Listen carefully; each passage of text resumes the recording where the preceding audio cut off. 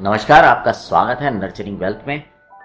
अक्सर जब हम कुछ चीज़ ढूंढनी होती है तो हम गूगल पे जाते हैं और वहाँ पर सर्च कर लेते हैं। डॉक्टर साहब, अगर मुझे फाइनेंशियल एडवाइज़र ढूंढना हो तो क्या यही तरीका अपना सकता हूँ कि मैं गूगल पे जाऊँ और सर्च कर लूँ, या कोई और तरीका है मुझे अच्छे फाइनेंशियल एडवाइज़र को ढूंढने के लिए, सेलेक्ट करने के लिए?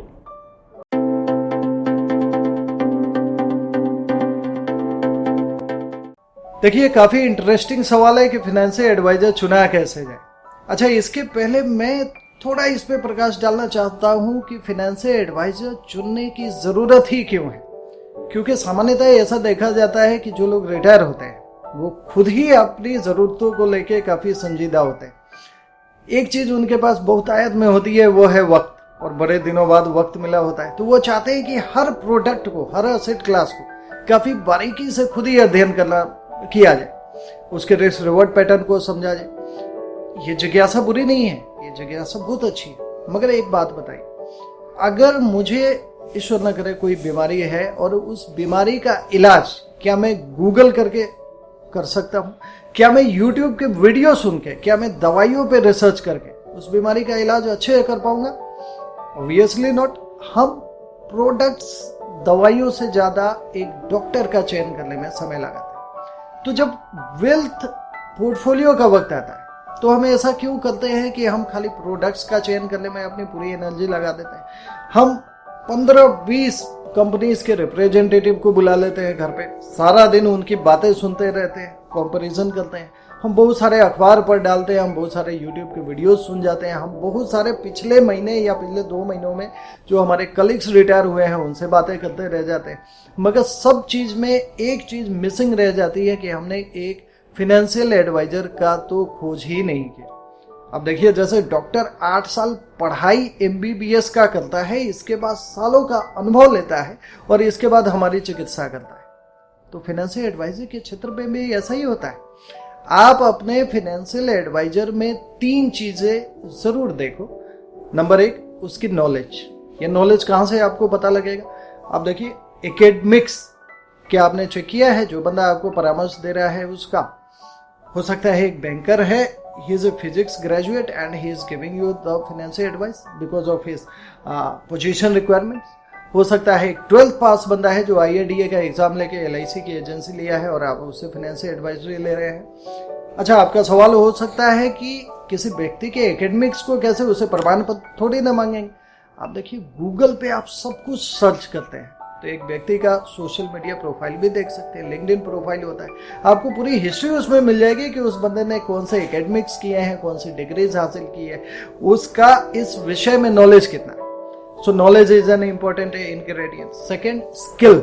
अब देखिए, स्किल खाली किताबों से नहीं आती, वो अनुभव से आती है। और अनुभव कितने सालों से एक प्रोफेशन में एक बंदा रहता है, कितने लोगों से इंटरेक्ट करता है, कितने लोगों को सोल्यूशन देता है और कितने लोग उससे सेटिस्फाइड है, ये सब बातें ये बताती है कि एक व्यक्ति के पास स्किल कितना डेवलप किया है। So skill is required. You may ask your financial advisers कि उनके पुराने क्लाइंट्स कौन से हैं, वो जानने वाले हैं अगर आपके, तो उससे फीडबैक ले सकते हैं।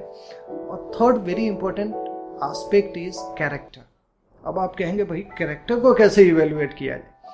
मैं एक बात कहना चाहूँगा, आप GM पोजीशन से रिटायर हुए, एग्जीक्यूटिव डायरेक्टर से हुए, AGM से हुए, जिस पद से भी रिटायर हुए, हो सकता है फिनेंस आपका क्षेत्र न रहा, हो सकता है प्रोडक्ट्स का विश्लेषण आप अच्छे से न कर पाए, मगर एक चीज आप में है जो बहुत लोगों में नहीं है। वो क्या है? जिंदगी के जितने पतझड़ और बसंत आपने देखे उतने आपके फाइनेंशियल एडवाइजर ने भी, अगर वो कम उम्र का है तो नहीं देखे होंगे।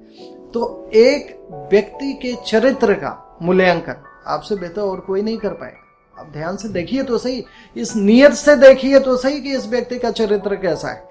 क्या फाइनेंशियल एडवाइजरी खाली कमीशन देने का नाम है? क्या आपने 4 लोगों को बुलाया और पूछा कि सबसे ज्यादा कमीशन आप 10% दे रहे हो, 5% दे रहे हो? इसमें कोई कहता है कि पहले साल का पूरा कमीशन ही आप वापस ले लो, अगले साल से आप प्रीमियम बदला। तो क्या ये पहचान है एक कैरेक्टर की? क्या ये पहचान है एक प्रोफेशनलिज्म की? सो एक प्रोफेशनल फाइनेंशियल एडवाइजर वो नहीं होता जो आपको कोई स्कीम बेचे। एक प्रोफेशनल फाइनेंशियल एडवाइजर आपका फैमिली फ्रेंड होता है, जो आपके साथ, आपके परिवार के साथ हमेशा बना रहता है और आपका एक पोर्टफोलियो बना के निवेश ही नहीं कराता, उसको बाद में मैनेज ही नहीं कराता, उसको लेके एक इनहेरिटेंस का प्लान भी बनाता है। धन्यवाद। धन्यवाद डॉक्टर साहब, आपने बताया कि किस तरह से हमें फाइनेंशियल एडवाइज़र को चूज़ करना चाहिए, सेलेक्ट करना चाहिए। लेकिन मैं ये चाहूँगा कि मुझे भी तो ये पता होना चाहिए कि ऐसी, ठीक है मैंने अब व्यक्ति सेलेक्ट कर लिया, लेकिन मैं खुद भी तो ये जानकारी रखूँ कि मेरे पास ऐसे कौन कौन से एसेट्स क्लास हैं अवेलेबल हों जिन पे कि हम निवेश कर सकते हैं रिटायर होने के बाद, ताकि जब मैं अपने फाइनेंशियल एडवाइज़र से डिस्कस करूँ तो थोड़ी सी जानकारी मैं भी रखूँ।